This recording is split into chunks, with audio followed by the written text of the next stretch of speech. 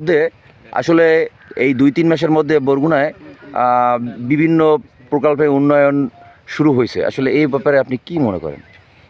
আমি মাওলানা আবুল বাশার রহমানী, সভাপতি ইসলামী যুব আন্দোলন বাংলাদেশ, বরগুনা সদর উপজেলা।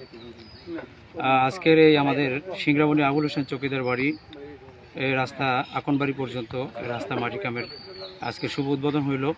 আসলে এই উদ্বোধনের মাধ্যমে আপনারা যে বলেছেন যে 2-3 মাসের মধ্যে বরগুনার এই উন্নয়নের আসলে লক্ষ্যটা কি, আসলে আমাদের যে এমপি সাহেবকে আমরা ভোটের মাধ্যমে জনগণের আশা পূরণের জন্য যাকে নির্বাচিত করা হয়েছে, তিনি আসলে একজন যোগ্য ব্যক্তি। তিনি বলেছেন যে আমাকে যে টাকা দেওয়া হবে আমি 1 টাকা পাইলে 1 টাকারই কাজ করব, 100 টাকা পাইলে আমাকে 100 টাকারই কাজ আমি মাঠের কাজ করে দেখাবো।